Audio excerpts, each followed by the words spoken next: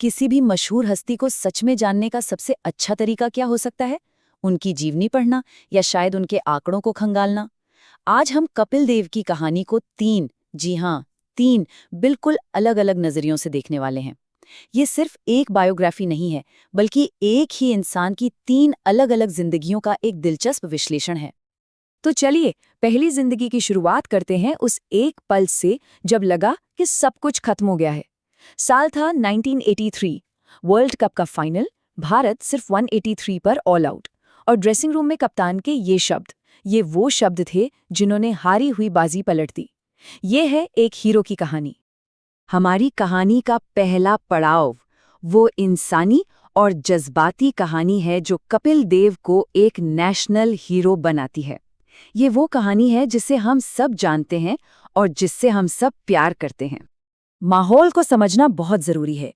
सामने थी West Indies, उस समय की सबसे खतरनाक अजेय टीम, और भारत के पास डिफेंड करने के लिए थे सिर्फ 183 रन।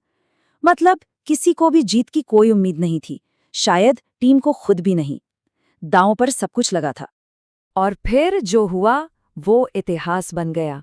नतीजा, भारत 43 रनों से जीत गया। ये कोई मामूली जीत नहीं थी, ये एक ऐसा उलटफेर था जिसने क्रिकेट की दुनिया का नक्शा ही बदल कर रख दिया। ये एक मैच नहीं, एक क्रांति की शुरुआत थी।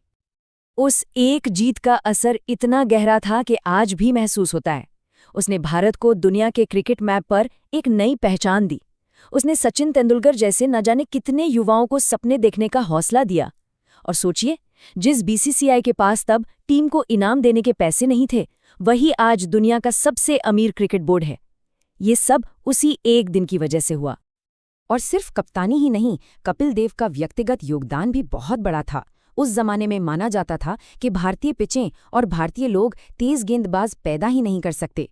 कपिल ने न सिर्फ इस सोच को तोड़ा, बल्कि वो दुनिया के सबसे महान ऑलराउंडर्स में से एक बनकर उभरे। तो ये है हीरो की कहानी जिसे हम सब जानते हैं। लेकिन क्या किसी इंसान को समझने का यही एक तरीका है? चलिए अब इस कहानी से बाहर निकलते हैं और विज्ञान की दुनिया में चलते हैं।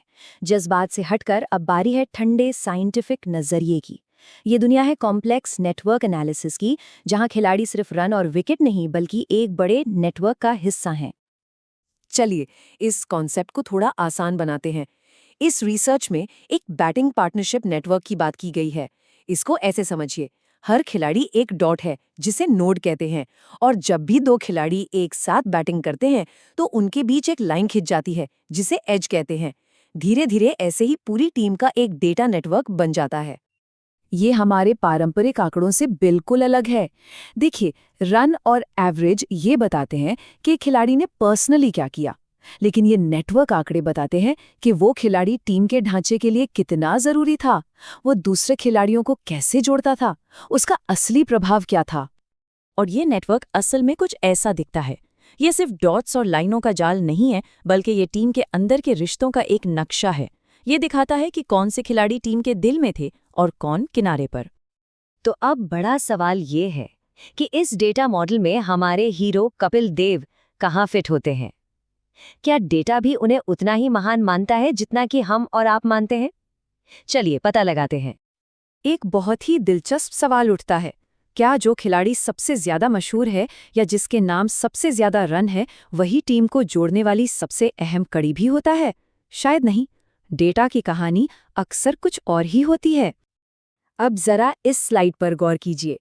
ये टेबल दिखाती है बिटवीननेस सेंट्रलिटी, मतलब कौन सा खिलाड़ी नेटवर्क में एक पुल की तरह सबसे ज्यादा काम करता है।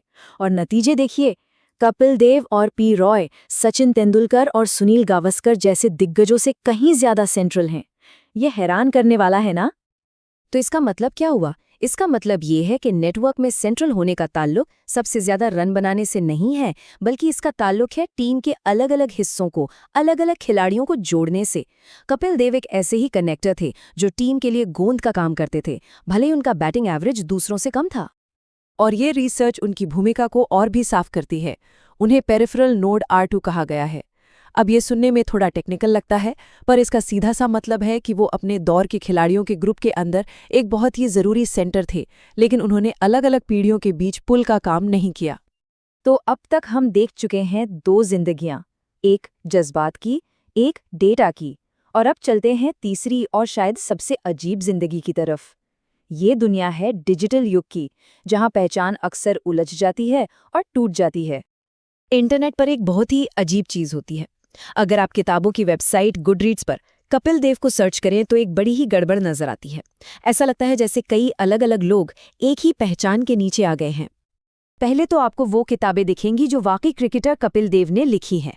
ये है उनकी आत्मकथाएं, ये उनकी अपनी कहानी है, उनकी अपनी आवाज। ये तो ठीक है। लेकिन फिर उसी पेज पर आपको ये किताबें भी मिलती हैं।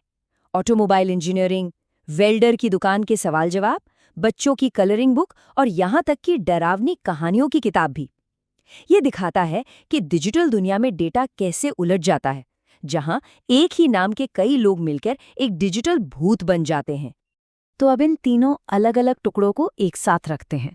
एक हीरो, एक डेटा पॉइंट और एक डिजिटल गलती। ये सब मिलकर हमें ये सोचने पर मजबूर करते हैं कि किसी की असल पहचान होती क्या है। यही हमारे इस पूरे विश्लेषण का सबसे बड़ा सवाल है। क्या वो 1983 के हीरो हैं? क्या वो एक कॉम्प्लेक्स नेटवर्क में एक जरूरी नोड है, या फिर वो एक वेबसाइट के एल्गोरिदम की गड़बड़ी है? जवाब शायद ये है कि वो ये तीनों हैं। एक महान नायक जिसकी कहानी हमें प्रेरणा देती है, एक डेटा नोड जो हमें टीम की अंदरूनी बनावट को समझने में मदद करता है, और एक डिजिटल भूत जो हमें याद दिलाता है कि इस डिजिटल युग में पहचान कितनी पेचीदा चीज है। और ये हमें एक बहुत बड़े सवाल के साथ छोड़ जाता है। जब हम किसी को सिर्फ डेटा के चश्मे से देखते हैं, तो क्या हम उसकी पूरी कहानी देख पाते हैं? डेटा के इस दौर में क्या किसी की भी कहानी कभी पूरी तरह से कही जा सकती है? इस पर सोचिएगा जरूर।